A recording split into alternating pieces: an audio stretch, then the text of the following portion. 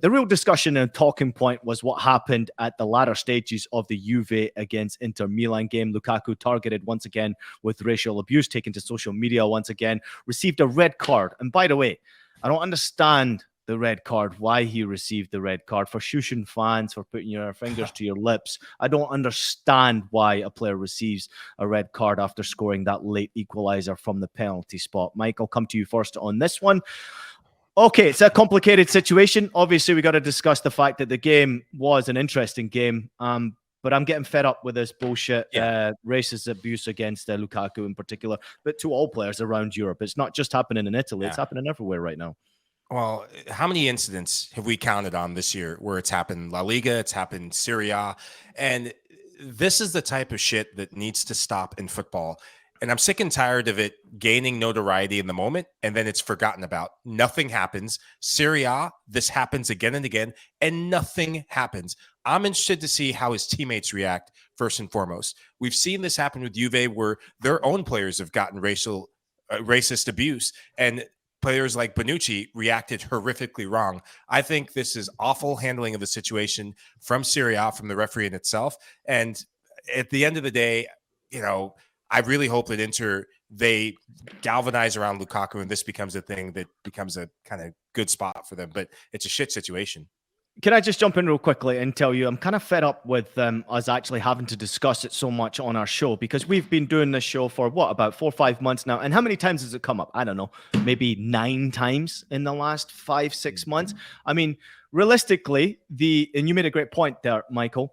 Realistically, we're not going anywhere right now. We're not getting better. Football's not getting better. It's getting worse as far as I'm concerned. They're taking a knee. You see the English teams in particular in European competition. One side takes a knee now. The taking a knee has become a bit of a farce. I mean, I have no idea how we step forward from a situation like this one, especially when it comes to Italian football, where it has been directed at Lukaku repeatedly. JJ, your thoughts?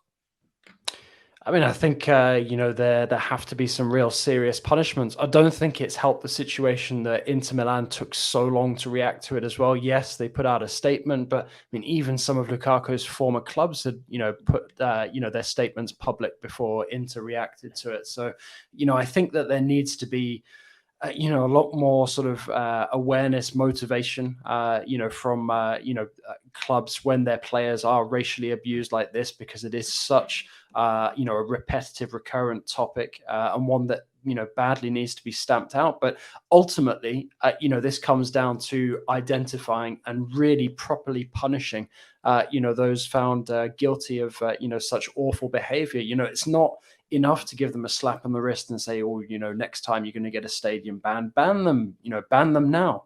Don't allow them back in stadiums again, because this behavior is unacceptable. And it's the only way that people will actually start waking up, and changing, these awful habits that they've had and been allowed to continue to have for far too long from a footballing standpoint. Nigel? I agree with JJ. I think it needs to be tougher, and I agree with Mike. My take on it, Ian, is this. It's Italian football. I'm not surprised. Nothing's going to change. Nothing's going to be done. I think for me, when you talk to the players like Lukaku and all those players, they need to understand they're a different generation. In my generation, when I got racially abused, none of my teammates stood up for me. Only the black ones and ethnic ones kind of understood it. But for my white colleagues to stand up for me, they weren't interested. It wasn't them. It was new to them.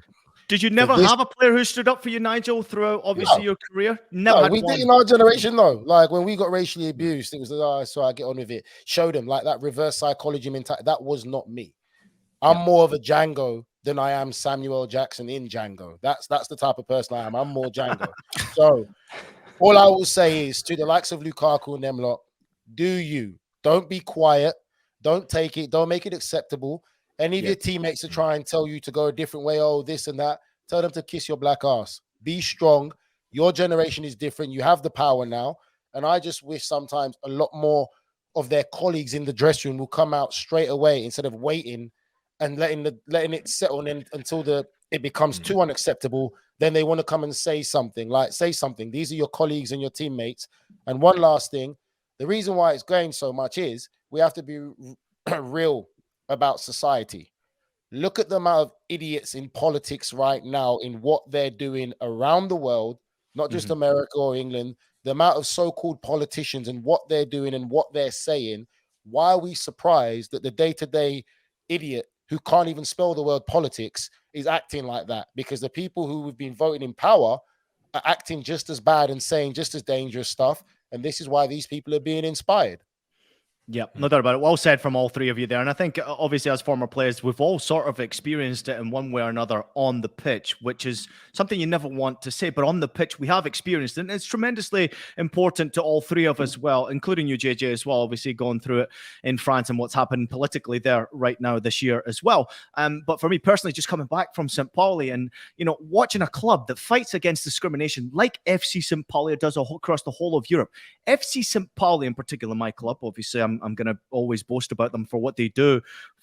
They use soccer as a reason to fight against discrimination across all forms. It's not just racism, it's homophobia, sexism, whatever it may be. But it touches my soul so deeply that the fact that football is second to them. Football is not number one to them. Humans are number one.